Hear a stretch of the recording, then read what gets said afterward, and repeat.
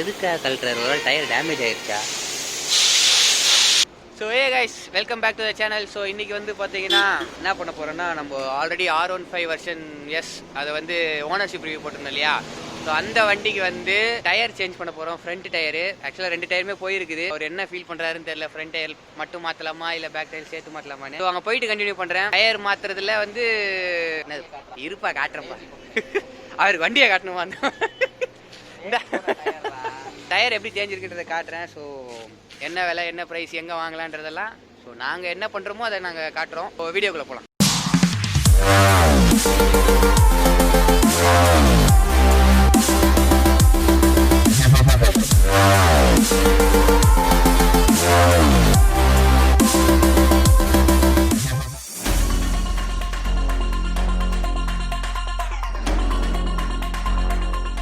இது கிட்ட வர கிட்ட. ஸோ கைஸ், இப்போ டயர் பார்த்தீங்கன்னா கண்டிஷன் உங்களுக்கே தெரியும், ஃபுல்லாக காலி ஆகிட்டு இருக்குது. ஆக்சுவலாக எவ்வளோ, ஒரு 17,000 கிலோமீட்டர்ஸா? 18.5, கிட்டத்தட்ட 18,500 கிலோமீட்டர் ஓட்டிடுச்சு வண்டி. டயர் வந்து ஃபுல்லாக காலி ஆகிடுச்சு. இப்போ தான் மாற்றுறாரு ஒரு எம்ஆர்எஃப் ஜாப்பர் 90/80. ஸோ வேறு ஏதாவது டயர் போடலாமான்னு பார்க்குறோம், பர்ஃபார்மன்ஸ் வைஸ் ஏதாச்சும் இன்க்ரீஸ் பண்ண முடியுமான்ட்டு. ஸோ அங்கே போயிட்டு கண்டினியூ பண்ணுறேன். பொறுமையாக போ. பேக்கில் வந்து பார்த்தீங்கன்னா ரேடியல் டயரு 135/70. அது வந்து கொஞ்சம் கண்டிஷன் நல்லா இருக்கிற மாதிரி தான் தெரியுது. எம்ஆர்எஃப் இதுவும் 18.5 தான். அப்புறம்னா பேக் டயரும் வந்து போயிட்டுருக்குது. பட் ஆனால் ஃப்ரண்ட்டோட பேக் கொஞ்சம் பெட்டராக இருக்கிற மாதிரி தான் தெரியுது. இது வந்து அவர் வண்டியை வந்து வீக்லி ஒன்ஸ் எடுக்கிறதுனால என்னென்னா, ஃப்ரண்ட்டில் வந்து பார்த்தீங்கன்னா அவர் காற்றடிச்சிட்டு வச்சாருன்னா கிட்டத்தட்ட 15 to 17 PS கிட்ட கம்மியாகிட்டு தான். பேக்கில் வந்து ரொம்ப கொஞ்சம் கம்மியாகுது தான். ஸோ அதனால் இப்போ ஃப்ரண்ட் டயர் மட்டும் மாற்ற போகிறோம். பேக் டயர் அவர் என்ன பண்ணுறாருன்றது அங்கே போய் தான் தெரியும். ஏன்னா பார்க்கலாம் தான் சொல்லியிருக்காரு. ஸோ வீடியோக்குள்ளே போகலாம்.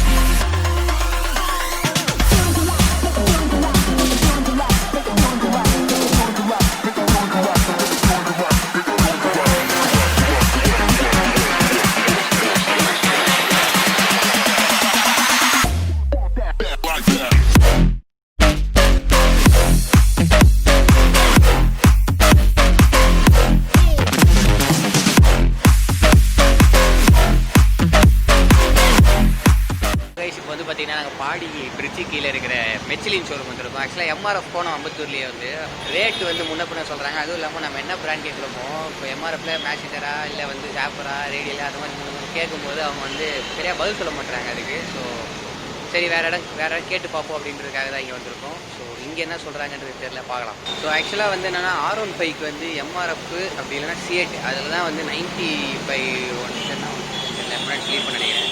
ஸோ அது வந்து எம்ஆர்எஃப்லேயே C8 மட்டும்தான் R15 ஃப்ரண்ட் டயர் கிடைக்கும்னு சொல்லியிருக்காங்க. மெச்சிலின்ல அப்படின்னு தெரில, கேட்டு பார்ப்போம். ஏன்னா இப்போ வந்து ஒருத்தர் லெவல் மீறி போட்டோம் அப்படின்னா அது வந்து மைலேஜ் ட்ராப் ஆகும். ஸோ அதனால் வந்து என்ன கரெக்டான சைஸ் கொடுத்துருக்காங்களோ அதுதான் நம்ம வந்து போடணும்.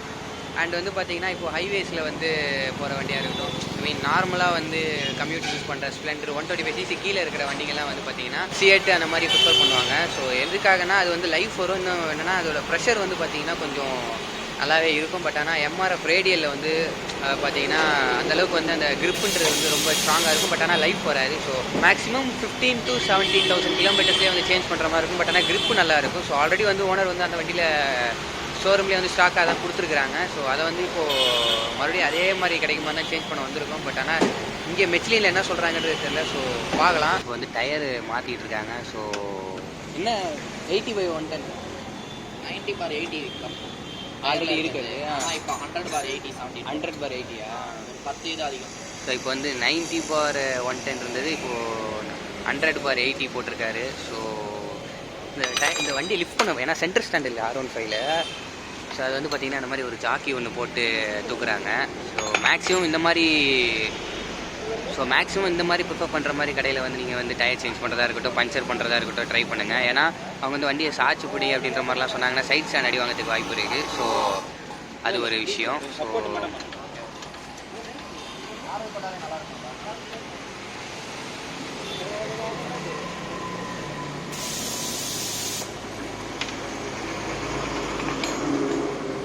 டயரை மாற்றி விட்டோம். ஃப்ரண்ட் டயர் இப்போ இன்னும் எவ்வளோ கிலோமீட்டர்ஸ் ஓடும்? புதுசுனா எவ்வளோ கிலோமீட்டர்ஸ் ஓடும்? புதுசுனா ஒரு 20-25. 25. இப்போ மாட்டுறது வந்து 20லேருந்து 25 வரைக்கும் ஓடுமா? ஆக்சுவலாக அந்த மாதிரி ஒரு மிஷின் போட்டு வந்து டயரை வந்து ரிமூவ் பண்ணும்போது நமக்கு வந்து அலாய் வந்து எந்த விதமான டேமேஜ்ன்றது ஆகாது. ஸோ இப்போ நம்ம வந்து லோக்கல் மெக்கானிக்லலாம் வந்து கொடுத்தோன்னு வச்சுக்கோங்களேன், அவங்க வந்து டயரை வந்து அந்த மாதிரி ஒரு ராடு ஒன்று போட்டு சுற்றியில் வேலை டக்குன்னு தட்டி தான் வந்து டயரை ரிமூவ் பண்ணுவாங்க. ஸோ அது வந்து பார்த்திங்கன்னா அலாய்க்கு வந்து நிறைய என்ன சொல்கிற தேவையில்லாத மாதிரி ஸ்க்ராச்சஸ்ஸு இல்லை ஏதாச்சும் டென்ட்டுக்கிட்டு அந்த மாதிரி ஏதாவது ஏற்படும். ஸோ நீங்கள் வந்து இந்த மாதிரி இருக்கிற இதுக்கு வந்து ப்ரிஃபர் பண்ணுங்கள். இது வந்து இந்த கடைக்கான ப்ரொமோஷன்லாம் கிடையாது. ஆக்சுவலாக இது வந்து ஒரு சஜஷன். இப்படி பண்ணிங்கன்னா சேஃபாக இருக்குன்ற மாதிரி ஒரு சஜஷன். இப்போ பார்த்தீங்கன்னா டயர் வந்து ரொம்ப ஈஸியாக வந்து பார்த்திங்கன்னா ரிமூவ் பண்ணிட்டாங்க. ஸோ இப்போ டயரை மாற்றுறாங்க, அதுக்கு புது டயரு. ஒரு பட்டனே வந்து பார்த்திங்கன்னா கொஞ்சம் இதாக இருக்குது, அதை காதுலேருந்து எடுப்பா. இப்போ இந்த மாதிரி வந்து நம்ம சேஞ்ச் பண்ணும்போது பார்த்திங்கன்னா நமக்கு வேலை மிச்சம். பாருங்கள், அது பாட்டு ஸ்மூத்தாக போய் உட்காந்துருக்குது.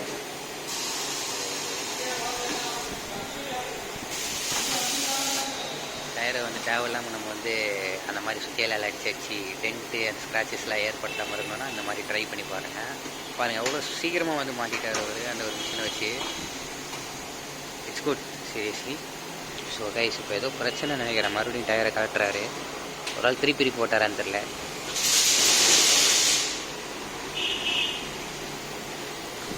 எதுக்காக கலட்டுறாரு? ஒரு ஆள் டயர் டேமேஜ் ஆகிடுச்சா? ஒன்லி மிச்லின். அதை நீ சொல்லு. இந்த எம்ஆர்எஃப் இல்லையா, ஒன்லி மிஷினும் தியேட்டர் மட்டும்தான் பண்ணுறாங்க. பிகாஸ் அந்த ரீப்ளேஸ்மெண்ட் வாரண்ட்டி எம்ஆர்எஃப்பில் வந்து இவங்களோட டீலிங் கரெக்டாக இல்லையா, அவங்க கஸ்டமருக்காக இவங்களுக்கு ஒழுங்காக ரெஸ்பாண்ட் பண்ண முடியலன்றதுனால எம்ஆர்எஃப் இவங்க பண்ணல அப்படின்னு சொல்லிட்டு சொன்னாங்க. அதனால் இவங்க சியேட் அண்ட் மிச்சைட் மட்டும் டீல் பண்ணுறாங்க. ஆக்சுவலாக என்னாச்சுண்ணா மறுபடியும் கலர் இது வால்வு போடலையா? வால்வு போயிடுச்சு. ஆ பேசிட்டு நானும் சரி பாருங்களேன், எவ்வளோ ஸ்மூத்தாக சூப்பராக போயிருக்காரு. அதை பார்த்தே இருக்கலாம் போல் இருக்கு. வால்வு மாற்றிட்டீங்களா? அது ஒரு 120 120 டயர் 1950. வால்வு வந்து அகெயின் அது ஏதாவது ப்ராப்ளமாக இருந்தால் மாத்திர மாதிரி இருந்தால் ஒரு 120னாங்க. இல்லை இவங்ககிட்ட கேட்டேன், இவங்களும் வால்வு மாற்றுறது பெட்டர்னாங்க, அதுவும் மாற்றிட்டேன். Oh, no discount. No discount. இந்த மெயின் இம்பார்ட்டன்ட் வந்து இந்த ரொட்டேஷன். ஏரோ மார்க் இருக்குல்ல, ஆமாம், ஃப்ரண்ட் போர்ஷன் ரொட்டேஷன். இது வந்து மாற்றப்போ உல்ட்டா விட்டுனா வண்டி வாக்கிங்க இடக்கூடமா செய்யும். ஓகே. இது வந்து உங்களுக்கு வந்து டியூப்லெஸ் வந்து ஒன்ஸ் ஃபிக்ஸடு, அதோட கைட்டாக பஞ்சரோட குத்து பஞ்சர் தான் போகும். டியூபு இல்லை வேறு எதாவது டயர் மாதிரி இந்த ரொட்டேஷன் மெயினாக பார்க்கும். ஓகே. ஆமாம், இந்த ரொட்டேஷன் தான் என்ன மெயினாக பார்க்கணுன்றது. Front rotation.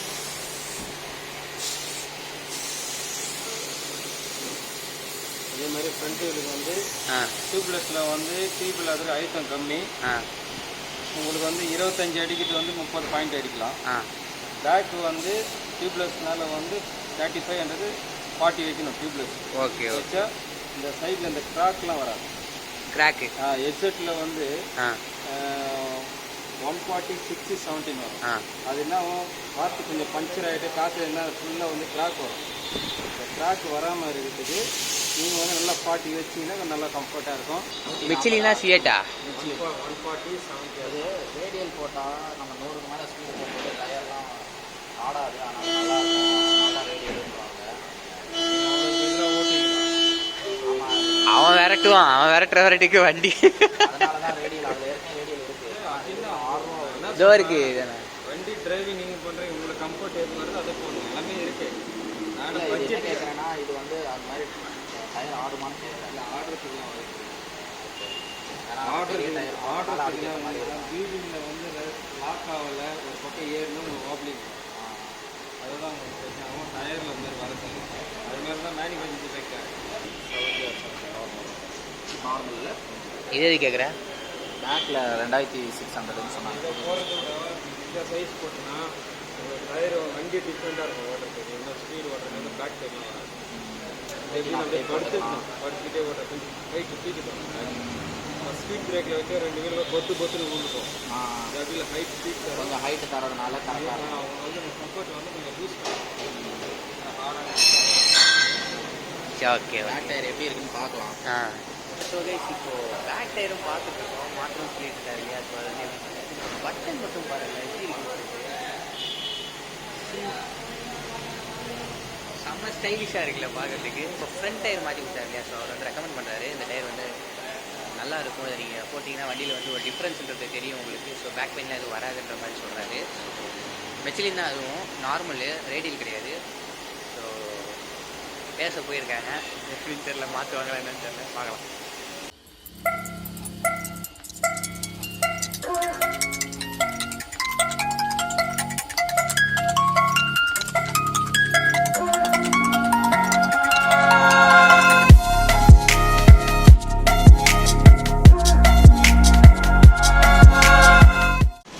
இப்போ வந்து பார்த்தீங்கன்னா டயர் மாற்றியாச்சு. ஸோ அண்ணன் தான் வந்து மாற்றி கொடுத்தாரு, ரொம்ப தேங்க்ஸ் நான் மாற்றி கொடுத்துருக்கு.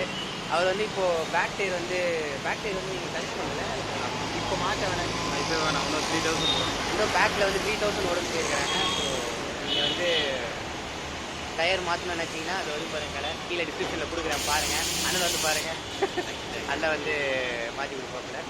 தேங்க்ஸ். ஸோ பில்லு வந்துருச்சு, கிளம்புறோம் இங்கேருந்து. ஆக்சுவலாக வந்து இந்த டயருக்கு வந்து வாரண்ட்டி எப்படின்னா, நம்ம வந்து ஏதாச்சும் பிரச்சனை ஏதாச்சும் வந்து பல்ஜாக வருது, இல்லை வந்து டயர் வெடிச்சிருச்சு, அந்த மாதிரி ஏதாவது பிரச்சனை வந்துன்னு வச்சுக்கோங்களேன், எவ்வளோ ஓடி இருக்கோ, இப்போ வந்து 3 இன்ச்சு அந்த மாதிரி ஏதாவது கணக்கு எவ்வளோ ஓடி இருக்குதோ, ஸோ அந்த கணக்குப்படி நம்ம வந்து அதுக்கு நம்ம பே பண்ணுற மாதிரி இருக்கும். அதுக்கப்புறமா தான் அவங்க வந்து புது டயர் மாற்றி கொடுப்பாங்க. ஸோ யூசேஜுக்கு ஏற்ற மாதிரி நம்ம வந்து பே பண்ணுற மாதிரி இருக்கும் டயர் வந்து வாரண்ட்டி கிளைம் பண்ணும்போது. மெச்சிலினில் அப்படி சொல்கிறாங்க. ஸோ எப்படின்னு தெரியல. ஸோ இங்கே மாற்றினதுனால இது வந்து இங்கே அவங்களே பண்ணி கொடுத்துருவாங்க. ஸோ அது வந்து கொஞ்சம் ஈஸியாக இருக்கும்னு நினைக்கிறேன் வேலை. ஏன்னா எம்ஆர்எஃப்ல வந்து பார்த்தீங்கன்னா ஏதாவது வாரண்ட்டி கிளைம் பண்ணோம் அப்படின்னா கூட, இப்போ நாங்கள் வந்து ஒரு பொலரோவுக்கு இப்போ தான் ரீசெண்டாக 2 டயருமே மாற்றினோம். ஸோ அது வந்து பெரிய பிரச்சனையாக இருக்குது. ஸோ நாங்கள் வந்து தப்பான டீலர்கிட்ட மாற்றிட்டோம். அது வந்து வாரண்ட்டி கிளைம் பண்ணுறதுக்குள்ள ஒரு போதுமான ஆயிடுச்சு. இன்னும் மாற்றல, கிட்டத்தட்ட 1 மந்த்தாக நாங்கள் வந்து வாரண்ட்டி இது பண்ணிகிட்டு இருக்கோம். ஸோ அதான் எது பெஸ்ட்டோ நம்ம வந்து அதனால் சூஸ் பண்ணி ஆகணும். ஸோ 4 கடை போய் வரது தப்பு இல்லை. ஸோ இந்த வீடியோன்றது இதோட முடிச்சுக்கிறேன். ஸோ உங்களுக்கு வந்து டயர் மாற்றுறதை பற்றி ஒரு சின்ன ஐடியா வந்துருக்கும்னு நினைக்கிறேன். ஸோ சேனலுக்கு புதுசாக வந்தீங்கன்னா சேனலை மறக்காமல் சப்ஸ்கிரைப் பண்ணுறேங்க, அந்த நோட்டிஃபிகேஷன் கிளிக் பண்ணுறேங்க. அடுத்தடுத்த வீடியோவில் சந்திக்கிறேன். ஸோ லாஸ்ட்டாக குடிஸ்வரி போட்டுருப்பேன், யார் பார்க்கலையே போய் பாருங்கள். இதோட இந்த வீடியோ முடிச்சுக்கிறேன். So bye, thank you.